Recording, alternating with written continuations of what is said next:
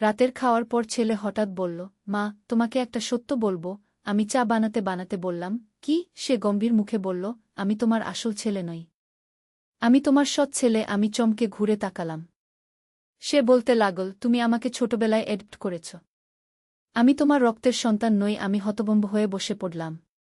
সে আমার পাশে এসে বলল, তাহলে আমি যে তোমাকে ভালোবাসি সেটা পাপ নয়? আমার চোখে পানি এসে গেল। সে আমার অশ্রু মুছে দিয়ে বলল, মা, এতদিন লুকিয়ে রেখেছিলাম কারণ জানতাম তুমি কষ্ট পাবে। কিন্তু এখন বলছি কারণ আমি তোমাকে বিয়ে করতে চাই। চায়ের কাপ আমার হাত থেকে পড়ে গেল। সে আমাকে জড়িয়ে ধরে বলল, আমরা কোনো রক্তের সম্পর্ক নেই। আমি তোমার প্রেমিক হতে পারি। আমি কাঁদতে কাঁদতে বললাম, এটা সত্যি? সে মাথা নেড়ে বলল, হ্যাঁ মা। এখন আমাকে বিয়ে করো। এই গল্পটি সম্পূর্ণ শুনলে আপনাদের পানি অটোমেটিক বের হয়ে যাবে, সো যত দ্রুত সম্ভব হাতের কাছে টিস্যু নিয়ে বসে পড়ো। বিছানার চাদর যেন নষ্ট না হয় সেটা সম্পূর্ণ খেয়াল রাখার অনুরোধ জানিয়ে গল্পটি এখন শুরু করব। তার আগে সর্বশেষ অনুরোধ, দয়া করে এমন পানি বের করার গল্প নিয়মিত শুনতে আমাদের চ্যানেলটি সকলেই সাবস্ক্রাইব করুন। ধন্যবাদ। হ্যালো বন্ধুরা, আমার নাম ময়ূরী দাস। আমার বয়স ৩৯ বছর। আমার স্বামীর নাম তনয় দাস, বয়স ৫১ বছর। আমাদের ২ সন্তান, ঋতুল আর পায়েল। ঋতুল ২০ বছর বয়সী, বিশ্ববিদ্যালয়ে পড়ে। পায়েল ১৪ বছর বয়সী, স্কুলে যায়। আমার এই রহস্যময় গল্পের শুরু হয়েছিল গত মাসের একটি শীতের সন্ধ্যায়। তনা অফিস থেকে ফিরে এসেছে। পায়েল তার পড়ার টেবিলে বসে হোমওয়ার্ক করছে। আর ঋতুল, সে আজ খুবই অদ্ভুত আচরণ করছিল সারাদিন ধরে। সকালবেলা থেকেই ঋতুল আমার দিকে এমনভাবে তাকাচ্ছিল যেন সে আমাকে চেনে না। আমি যখন তার জন্য নাস্তা বানিয়ে দিলাম, সে আমার হাত ধরে বলল, মা, তুমি কি জানো আমি তোমাকে কতটা ভালোবাসি? আমি হেসে বললাম, অবশ্যই জানি বাবা। তুই আমার সোনার ছেলে জো। কিন্তু তার চোখে এমন একটা অদ্ভুত দৃষ্টি ছিল যেটা আমি আগে কখনো দেখিনি। দুপুরে যখন আমি রান্নাঘরে কাজ করছিলাম, ঋতুল এসে আমার কাঁধে হাত রাখল। মা, তোমার সাথে গুরুত্বপূর্ণ কিছু কথা আছে। আমি বললাম, কি কথা রে? বল তো। সে বলল, আজ রাতে সবার খাওয়া দাওয়া শেষ হলে সন্ধ্যায় তনয় যখন অফিস থেকে ফিরল, আমি তাকে ঋতুলের অদ্ভুত আচরণের কথা বললাম। তনয় বলল, হয়তো কলেজের কোনো সমস্যা আছে বা কোনো মেয়ের ব্যাপার হতে পারে। তুই চিন্তা করিস না। রাতের খাবার পরিবেশন করার সময় ঋতুল একদমই কথা বলল না। শুধু আমার দিকে মাঝে মাঝে এমনভাবে তাকাচ্ছিল যেন সে কোনো গুরুত্বপূর্ণ সিদ্ধান্ত নিয়ে ফেলেছে। তনা আর পায়েল যথারীতি খাবার নিয়ে হাসিতামাশা করছিল, কিন্তু ঋতুল মৌনীব্রতী হয়ে বসেছিল। খাওয়া দাওয়া শেষ হওয়ার পর তনয় তার রুমে গিয়ে টিভি দেখতে বসল। পায়েল তার পড়ায় মনোযোগ দিল।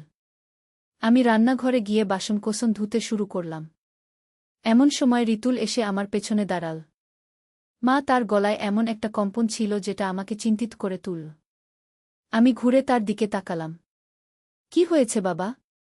তুই সারাদিন অদ্ভুত আচরণ করছিস কেন? সে গভীর শ্বাস নিয়ে বলল, মা, আমি আর পারছি না। আমাকে সত্যটা বলতেই হবে। আমার হৃদস্পন্দন বেড়ে গেল। কি সত্য রে? মা, আমি জানি এই কথাটা বললে তুমি সব পেয়ে যাবে। কিন্তু আমি আর লুকিয়ে রাখতে পারছি না। সে আমার হাত ধরল। মা, আমি তোমার আসল ছেলে নই। আমি হোঁচট খেয়ে বাসনের পাত্রটা ছেড়ে দিলাম। কি বলছিস তুই? এসব কি আজেবাজে কথা? মা, আমি সত্যি বলছি। তুমি আর বাবা আমাকে ছোটবেলায় দত্তক নিয়েছিলে। আমি তোমাদের রক্তের সন্তান নই। তার চোখে অশ্রু এসে গেল। কিন্তু মা, আমি তোমাকে আমার জন্মদাত্রী মায়ের চেয়েও বেশি ভালোবাসি। আমি কাঁপতে কাঁপতে চেয়ারে বসে পড়লাম। ঋতুল, তুই কি বলছিস? এসব কোথা থেকে পেলি? মা, গত সপ্তাহে আমার একটা দুর্ঘটনা হয়েছিল। ব্লাড টেস্ট করার সময় ডাক্তার বলেছিলেন যে আমার ব্লাড গ্রুপ এবি নেগেটিভ। কিন্তু তুমি আর বাবা দুজনেই ও পজিটিভ। এটা জেনেটিক্যালি অসম্ভব। আমার মাথা ঝিমঝিম করতে লাগল। ঋতুল আমার পাশে বসে আমার কাঁধে হাত রাখল। মা, আমি জানি তুমি কষ্ট পাচ্ছ। কিন্তু এই সত্যটা জানার পর আমি একটা সিদ্ধান্ত নিয়েছি। কি সিদ্ধান্ত? আমি কাঁদো কাঁদো গলা জিজ্ঞেস করলাম। মা, আমরা যেহেতু রক্তের সম্পর্কের নই, তাহলে আমি তোমাকে ভালোবাসায় কোনো পাপ নেই। সে আমার হাত চেপে ধরল। মা, আমি তোমাকে একজন নারী হিসেবে ভালোবাসি। আমি তোমাকে বিয়ে করতে চাই। আমার মুখ থেকে কোনো শব্দ বের হল না। চায়ের কাপটা আমার হাত থেকে পড়ে গিয়ে মেঝে ভেঙে গেল। ঋতুল উঠে আমাকে জড়িয়ে ধরল। মা, আমি জানি এটা তোমার কাছে হঠাৎ লাগছে।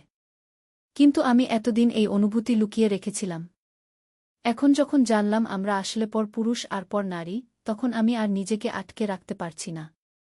আমি তার বুক থেকে নিজেকে ছাড়িয়ে নিয়ে বললাম, রিতুল, তুই কি বলছিস? আমি তোর মা। তুই আমার ছেলে।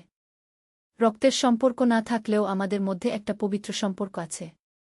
মা, কিন্তু আইনগতভাবে আমাদের বিয়ে হতে পারে।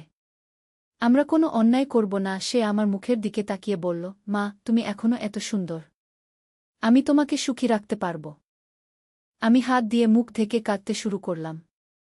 রিতুল আবার আমাকে জড়িয়ে ধরে বলল, মা, তুমি কাঁদো না।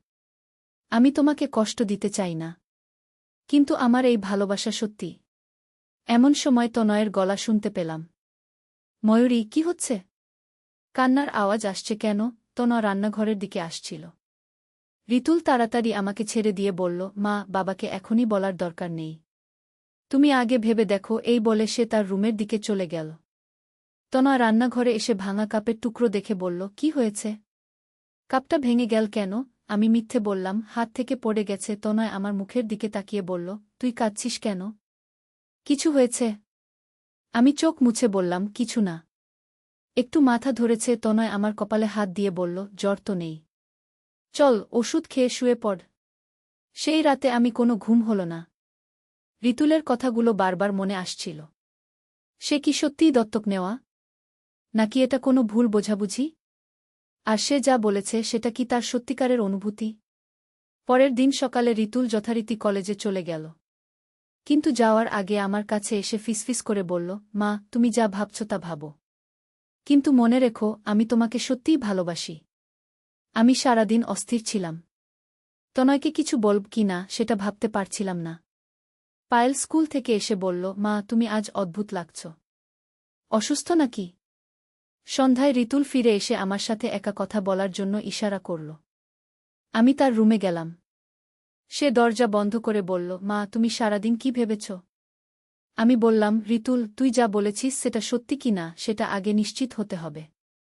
আর যদি সত্যি হয় তাহলেও আমাদের সম্পর্ক এভাবে বদলানো যায় না। কেন যায় না মা? সে আমার কাছে এসে বসল। আমি তোমাকে এতটাই ভালোবাসি যে আমি আমার সারাটা জীবন তোমার সেবায় কাটিয়ে দিতে পারি। বাবার থেকে আমি তোমাকে অনেক বেশি খুশি রাখতে পারব। রিতুল, তুই কি বলছিস? তনয় তোর বাবা। সে আমার স্বামী। আর তুই? তুই আমার ছেলে। আমি কাঁপতে কাঁপতে বললাম। মা, কিন্তু আইনত আমি তোর ছেলে নই। আমি একজন পরপুরুষ যে এই বাড়িতে মানুষ হয়েছি। সে আমার হাত ধরে বলল, মা, তুমি যদি আমাকে একবার সুযোগ দাও, আমি তোমাকে দেখাতে পারি যে আমি তোমার জন্য কত ভালো একজন সঙ্গী হতে পারি। আমি হাত ছাড়িয়ে নিয়ে বললাম, রিতুল, এই কথা আর বলবি না। আমি তোর মা, এটাই চূড়ান্ত। রক্তের সম্পর্ক থাক বা না থাক। সে হতাশ হয়ে বলল, মা, তুমি একবার চিন্তা করে দেখো না। আমি তোমাকে কতটা সম্মান করি, কতটা ভালোবাসি। বাবা তোমার সাথে এমন আচরণ করেন না। কি মানে? আমি অবাক হয়ে জিজ্ঞেস করলাম। মা, আমি দেখি বাবা রাতে কতটা দেরি করে ঘরে আসেন। আর তুমি একা বসে থাকো। আমি তোমার একাকিত্ব দূর করতে পারি। আমি রেগে গিয়ে বললাম, রিতুল, তুই এসব বিষয়ে নাক গলাবি না। এগুলো তোর জানার বিষয় নয়। মা, কিন্তু আমি তোমার সুখ দুঃখের সাথী হতে চাই। সে আবার আমার কাছে আসার চেষ্টা করল। আমি তার রুম থেকে বের হয়ে গেলাম। সেই রাতেও আমার ঘুম হল না। রিতুলের কথাগুলো আমার মাথায় ঘুরপাক খাচ্ছিল। পরের কয়েকদিন রিতুল আর আমার সাথে একা কথা বলার চেষ্টা করল না। কিন্তু সে যেভাবে আমার দিকে তাকাত সেটা আমাকে অস্বস্তিতে ফেলে দিত। আমি ভাবতে শুরু করলাম, তার কথা কি সত্যি? সে কি আসলেই দত্তক? একদিন রিতুল কলেজে গেছে, পায়েল স্কুলে, তনয় অফিসে। আমি একা বাড়িতে বসে রিতুলের ছোটবেলার ছবিগুলো দেখছিলাম। হঠাৎ আমার মনে পড়ল, আমাদের পুরনো ডকুমেন্টগুলো আলমারিতে রাখা আছে। আমি আলমারি খুলে ডকুমেন্টের বাক্স বের করলাম। সেখানে রিতুলের জন্ম সংক্রান্ত কাগজপত্র খুঁজতে শুরু করলাম। অনেক খোঁজাখুঁজির পর একটা ফাইল পেলাম যেখানে লেখা রিতুলের ডকুমেন্ট। ফাইলটা খুলে আমি হতবাক হয়ে গেলাম। সেখানে রিতুলের দত্তক নেওয়ার সমস্ত কাগজপত্র ছিল। আমার হাত কাঁপতে শুরু করল। মানে রিতুল সত্যি বলেছে? সে আমাদের দত্তক নেওয়া সন্তান? কাগজপত্র পড়ে জানলাম যে রিতুলের বয়স যখন মাত্র 2 বছর, তখন তার বাবা মা একটা দুর্ঘটনায় মারা যায়। রিতুল তখন একটা অনাথ আশ্রমে ছিল। আমরা তাকে সেখান থেকে দত্তক নিয়েছিলাম। আমার চোখে অশ্রু এসে গেল। এতদিন আমি জানতামই না যে রিতুল আমার পেটের সন্তান নয়। তনয় আমার কাছে এই সত্যটা লুকিয়ে রেখেছিল কেন? সেই সময় টেলিফোনের রিং বেজে উঠল। আমি ফোন তুলতেই শুনতে পেলাম রিতুলের গলা। মা, আমি কলেজ থেকে ফোন করছি। আজ একটু দেরি হবে ঘরে ফিরতে। তুমি আমার জন্য অপেক্ষা করবে? আমি কাঁদো কাঁদো গলায় বললাম, হ্যাঁ রিতুল, করব। মা, তুমি কাঁদছ কেন? কিছু হয়েছে? কিছু না বাবা। তুই আস। ফোন রেখে আমি আবার ডকুমেন্টগুলো পড়তে শুরু করলাম। একটা চিঠি পেলাম যেটা তনয়ের লেখা। সেখানে লেখা, প্রিয় ময়ূরী, আমি জানি তুই একদিন এই সত্যটা জানবি। আমি তোর কাছে রিতুলের দত্তক নেওয়ার ব্যাপারটা গোপন রেখেছিলাম কারণ আমি জানতাম তুই তাকে আলাদাভাবে দেখবি।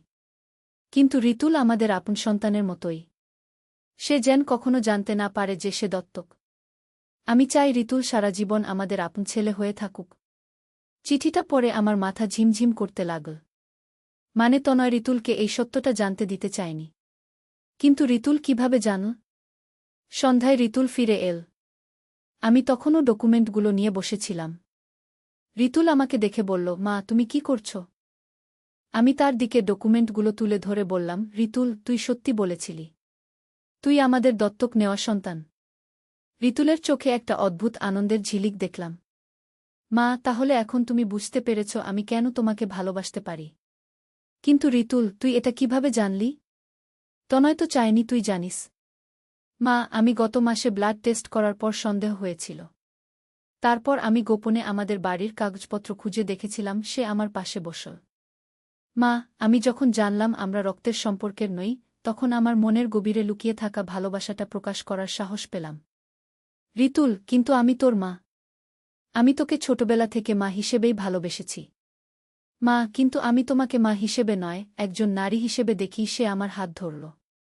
মা, তুমি কি জানো, আমি ছোটবেলা থেকেই তোমার প্রতি একটা আলাদা টান অনুভব করতাম। কিন্তু তখন ভাবতাম এটা পাপ, কারণ তুমি আমার মা। আমি তার হাত ছাড়িয়ে নিয়ে বললাম, রিতুল, এই কথা বন্ধ করো।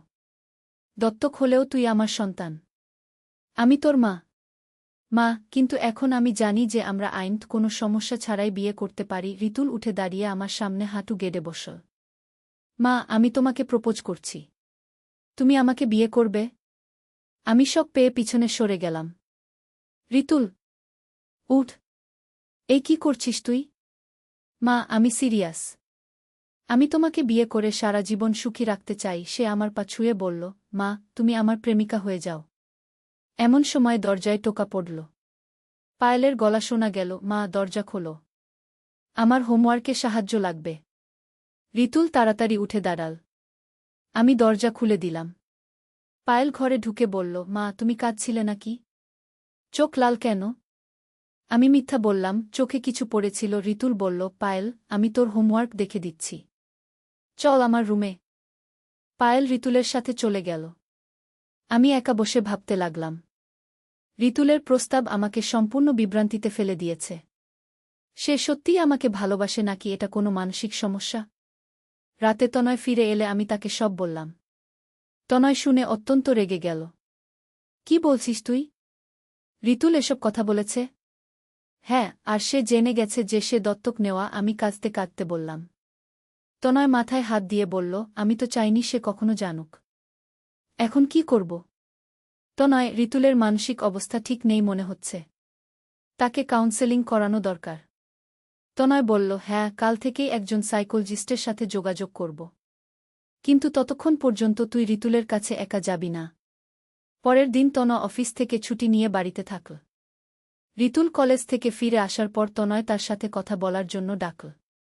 রিতুল, তুই ময়ূরীকে কি বলেছিস? তনয়ের গলা রাগের সুর। রিতুল নির্ভয়ে বলল, বাবা, আমি সত্য বলেছি। আমি মাকে ভালোবাসি। তনয় চিৎকার করে বলল, কি সাহস তোর? ময়ূরী তোর মা। তুই কি বলছিস বুঝতে পারছিস? বাবা, কিন্তু আমি আপনাদের রক্তের সন্তান নই। আমি একজন পরপুরুষ। রিতুল শান্তভাবে বলল, তুই পরপুরুষ হলেও আমাদের ছেলে। আমরা তোকে নিজের সন্তানের মতো মানুষ করেছি। তনয় রাগে কাঁপছিল। বাবা, আমি আপনাদের কৃতজ্ঞ। কিন্তু আমি মাকে ভালোবাসি। এটা আমার সত্যিকারের অনুভূতি। তনয় ঋতুলকে থাপ্পড় মারতে যাচ্ছিল, আমি দৌড়ে গিয়ে তনয়ের হাত ধরে ফেললাম। তনয়, মারবে না। ঋতুলের মানসিক সমস্যা আছে। ঋতুল বলল, মা, আমার কোনো মানসিক সমস্যা নেই। আমি শুধু তোমাকে ভালোবাসি। সে তনয়ের দিকে তাকিয়ে বলল, বাবা, আপনি মাকে সুখী রাখতে পারেন না। আমি পারি। এই কথা শুনে তনয় আরও রেগে গেল। বের হয়ে যা এই বাড়ি থেকে। আমি তোকে আর রাখব না। ঋতুল মাথা নেড়ে বলল, বাবা, আমি যাব না। এটা আমার বাড়িও। আর আমি মাকে একা ছেড়ে যেতে পারি না।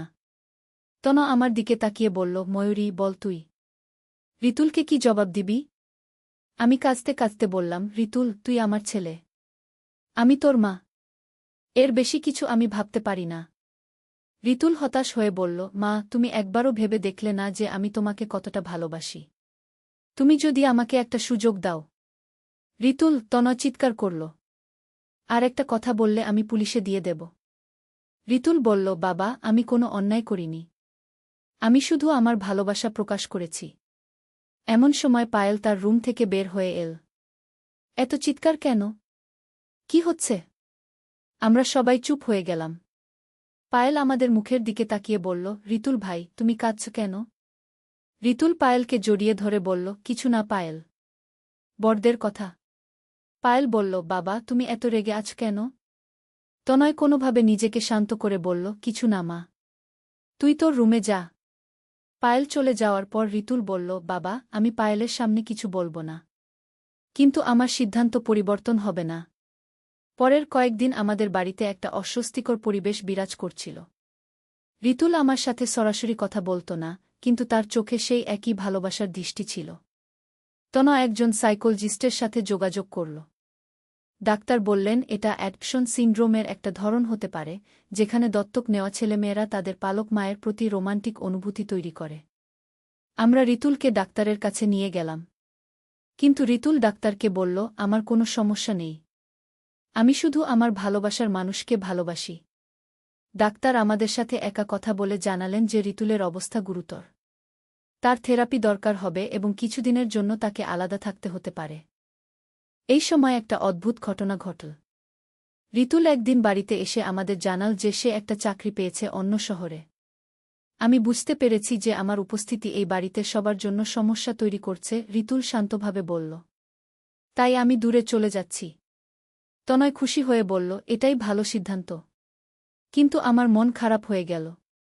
ঋতুল যত সমস্যায় করুক না কেন, সে আমার ছেলে। আমি তাকে ছোটবেলা থেকে বড় করেছি। ঋতুল চলে যাওয়ার দিন আমার কাছে এসে বলল, মা, আমি জানি তুমি আমার জন্য কষ্ট পাচ্ছ। কিন্তু আমি তোমার মুখে হাসি দেখতে চাই। তাই আমি চলে যাচ্ছি। আমি কাঁদতে কাঁদতে বললাম, ঋতুল, তুই আমার ছেলে। আমি তোকে ভালোবাসি। মা, আমিও তোমাকে ভালোবাসি। কিন্তু আমার ভালোবাসা আর তোমার ভালোবাসা আলাদা। সে আমার কপালে একটা চুমু দিয়ে বলল, তুমি সুখে থেকো। আমি মাঝে মাঝে ফোন করব। ঋতুল চলে যাওয়ার পর আমাদের বাড়িতে শান্তি ফিরে এল। কিন্তু আমার মন সবসময় ঋতুলের জন্য ব্যাকুল থাকত। পায়েল প্রায়ই জিজ্ঞেস করত, মা, ঋতুল ভাই কবে আসবে? 6 মাস পর ঋতুল একবার বাড়িতে এল। সে অনেক পরিবর্তিত লাগছিল।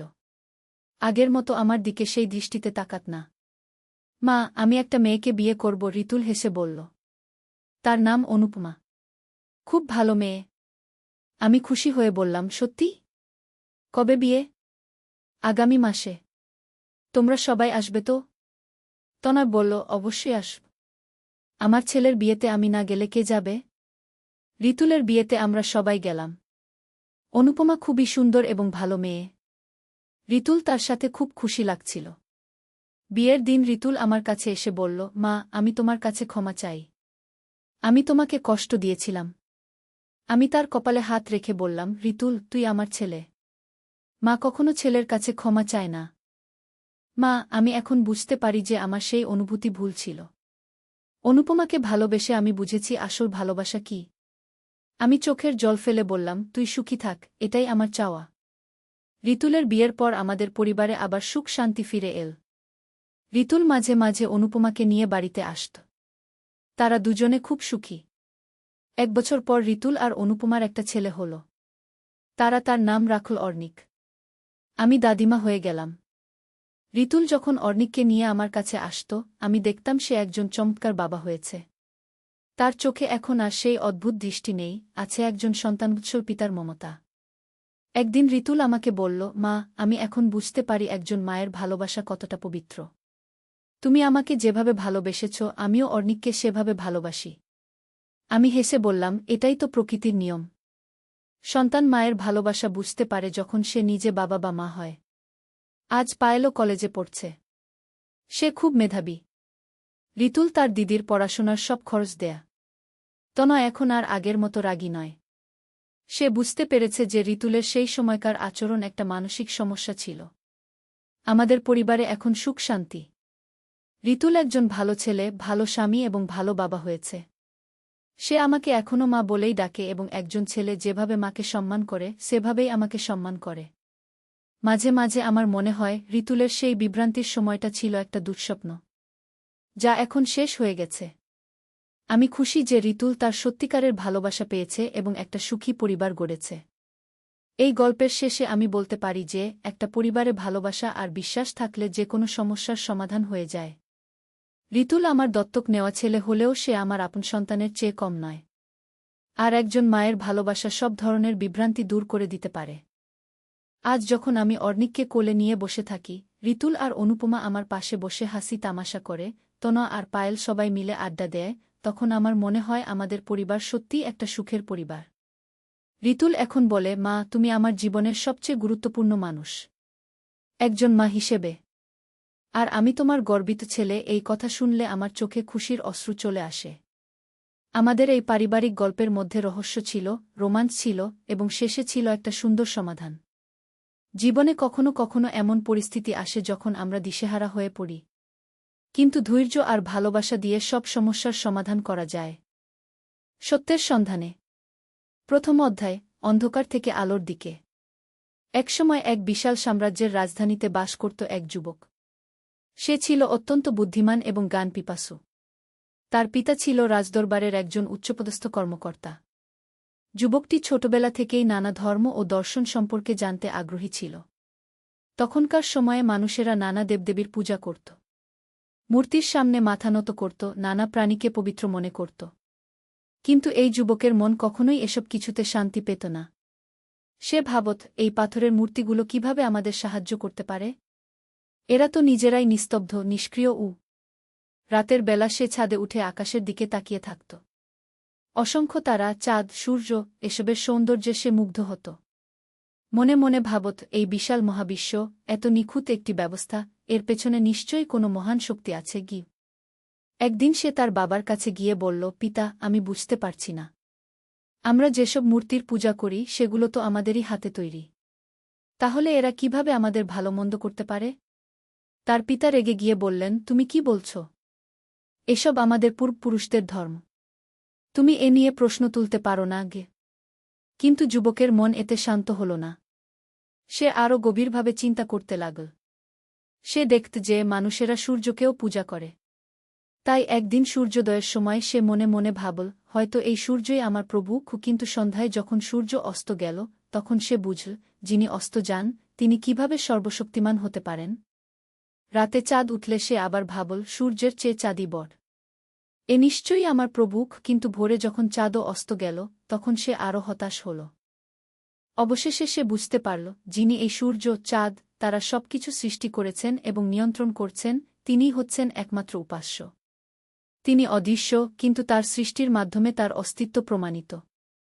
দ্বিতীয় অধ্যায়, জ্ঞানের অন্বেষণ। এই উপলব্ধির পর যুবকটি আরও বেশি করে জ্ঞান অর্জনে মনোনিবেশ করল। সে শুনেছিল যে দূর মরুভূমির এক গোত্রে একজন মহান নবী এসেছেন।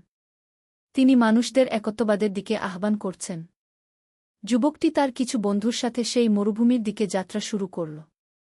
দীর্ঘ পথ, কষ্টকর যাত্রা। কিন্তু সত্যের সন্ধানে তার মন ছিল দৃঢ়। পথিমধ্যে তারা একটি মরুদ্যানে থামল।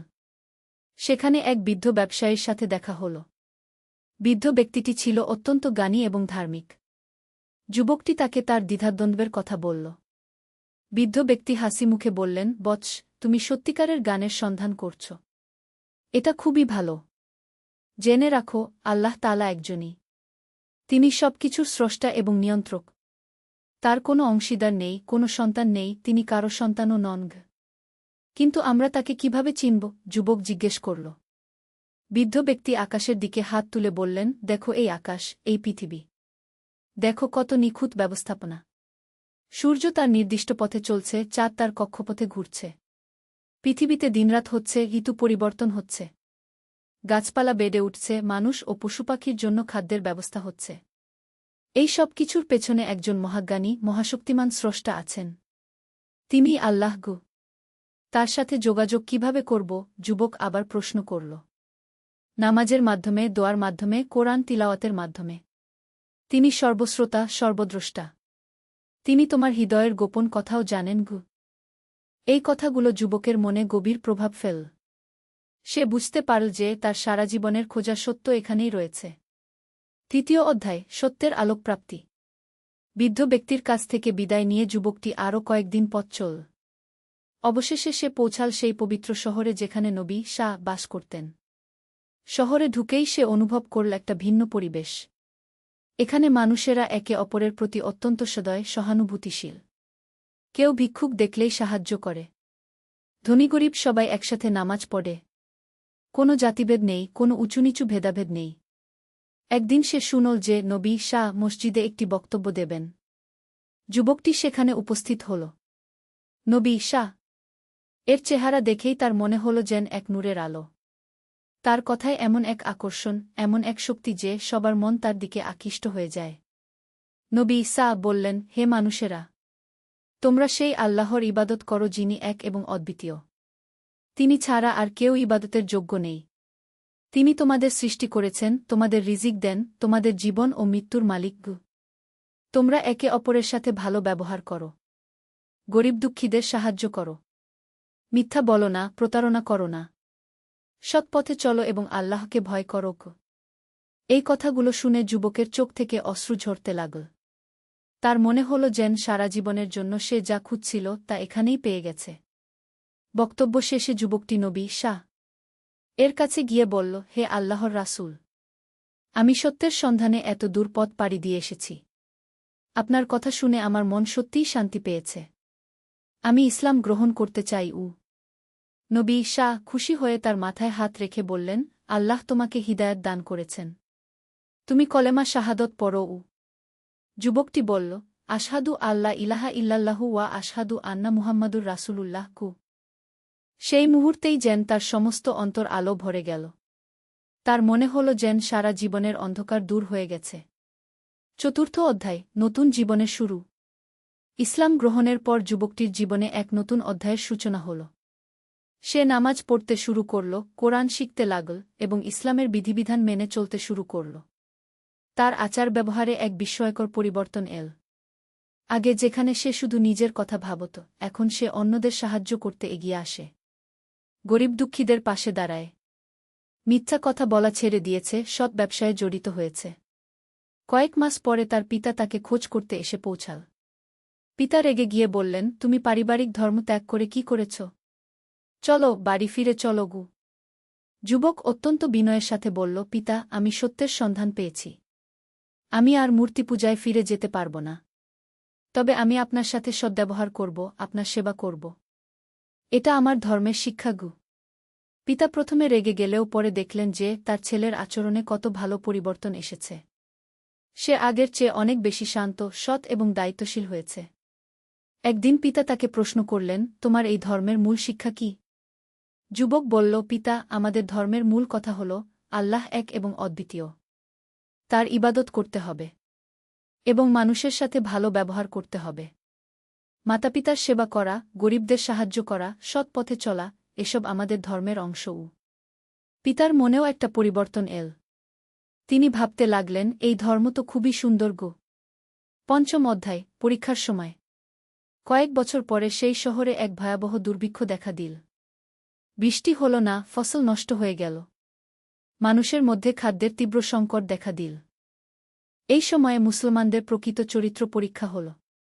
যুবকটি দেখল যে যারা ইসলাম গ্রহণ করেছে তারা নিজেদের খাবার ভাগাভাগি করে খাচ্ছে। কেউ একা একা বেশি খাবার রেখে দিচ্ছে না। এক ধনী মুসলমান তার সমস্ত সম্পত্তি বিক্রি করে গরিবদের মধ্যে বিতরণ করে দিল। যুবকটিও তার যা কিছু ছিল তা গরিব মানুষদের মধ্যে ভাগ করে দিল। একদিন সে দেখল যে একটি অনাথ বাচ্চা রাস্তায় ক্ষুধায় কাঁদছে। তার কাছে শুধু একটুকু রুটি ছিল, যা ছিল তার সেদিনের খাবার।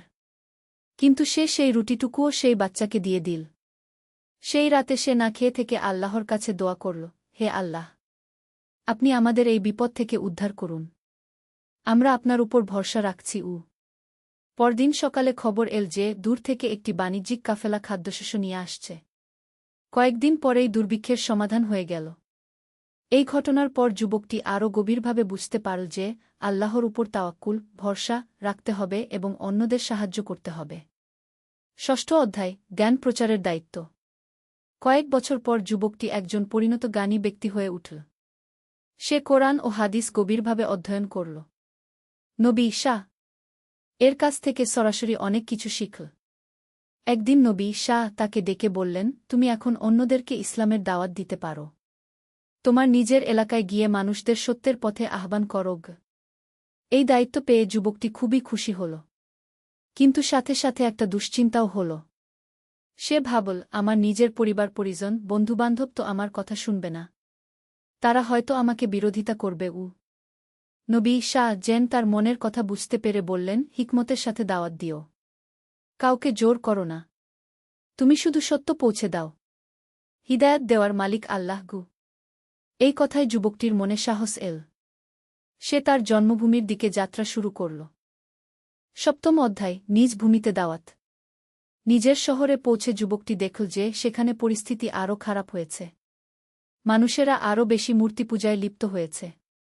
অনেক রকমের কুসংস্কার ও অন্ধবিশ্বাস চালু হয়েছে।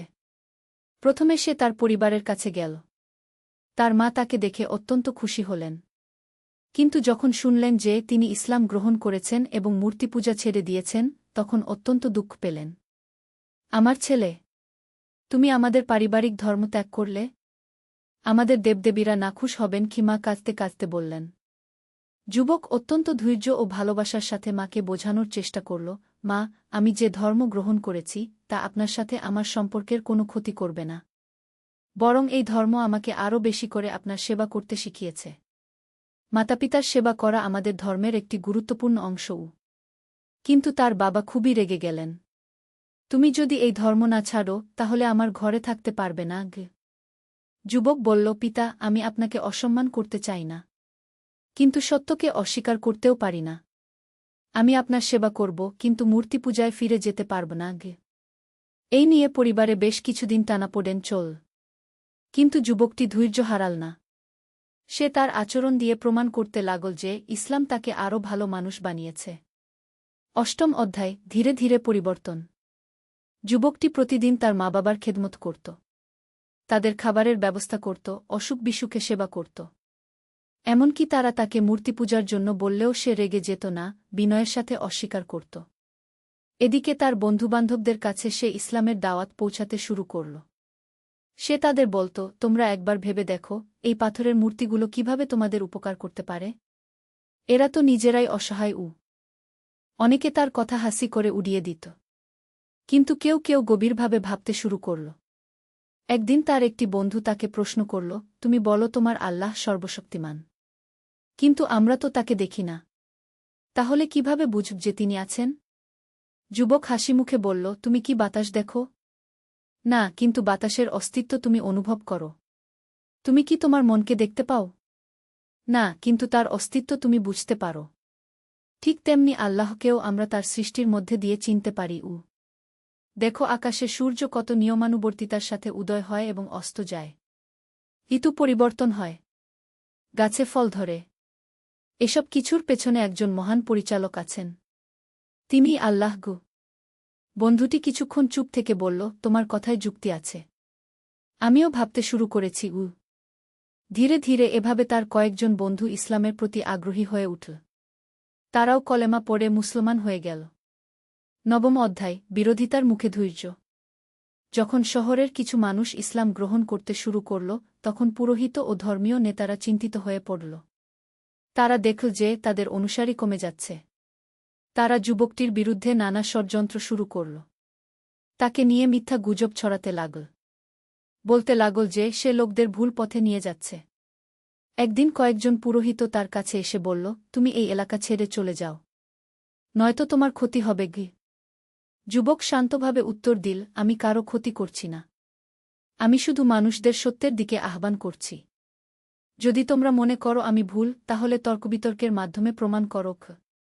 কিন্তু পুরোহিতরা তর্কবিতর্কে যেতে চাইল না, কারণ তারা জানত যে তাদের যুক্তি দুর্বল। একদিন তারা কিছু দুর্বৃত্তকে দিয়ে যুবকটির উপর আক্রমণ করাল, কিন্তু আল্লাহর রহমতে সে রক্ষা পেল। এই ঘটনার পর কিছু সৎ মানুষ যুবকটির পক্ষে দাঁড়াল। তারা বলল, এই যুবক তো কোনো অন্যায় করছে না, সে অত্যন্ত সৎ ও দয়ালু, তার কথাই যুক্তি আছে, আমরা তার কথা শুনতে চাই। 10ম অধ্যায়, মায়ের হৃদয় পরিবর্তন। এদিকে যুবকটির মা তার ছেলের আচরণ দেখে ধীরে ধীরে প্রভাবিত হতে লাগলেন। তিনি দেখলেন যে ইসলাম গ্রহণের পর তার ছেলে আরও বেশি সৎ, দয়ালু এবং মাতৃভক্ত হয়েছে। একদিন মা অসুস্থ হয়ে পড়লেন। যুবক দিনরাত তার সেবা করতে লাগল, নিজের খাওয়া দাওয়া ঘুম সব ছেড়ে দিয়ে মায়ের পাশে থাকল। মা তার ছেলেকে বললেন, বৎস, তুমি আমার এত সেবা করছ, অথচ আমি তোমার ধর্মের বিরোধিতা করেছি। যুবক বলল, মা, আপনার সেবা করা আমার ধর্মের শিক্ষা। আল্লাহ বলেছেন মাতাপিতার সাথে সদ্ব্যবহার করতে। আপনি যে ধর্মেরই হন না কেন, আপনি আমার মা। আপনার সেবা করা আমার কর্তব্য। মায়ের চোখে পানি এসে গেল। তিনি বুঝতে পারলেন যে তার ছেলের ধর্ম সত্যিই সুন্দর। কয়েকদিন পরে মা সুস্থ হয়ে উঠলেন। একদিন তিনি তার ছেলেকে বললেন, বৎস, তোমার ধর্ম সম্পর্কে আমাকে আরও বলো, আমি জানতে চাই। যুবক খুবই খুশি হয়ে মাকে ইসলামের মূল বিষয়গুলো বোঝাতে লাগল।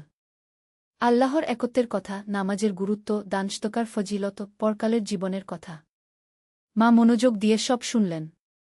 কয়েকদিন গভীর চিন্তাভাবনার পর তিনি বললেন, বৎস, আমিও তোমার ধর্ম গ্রহণ করতে চাই। সেই দিন মা কলেমা পড়ে ইসলাম গ্রহণ করলেন।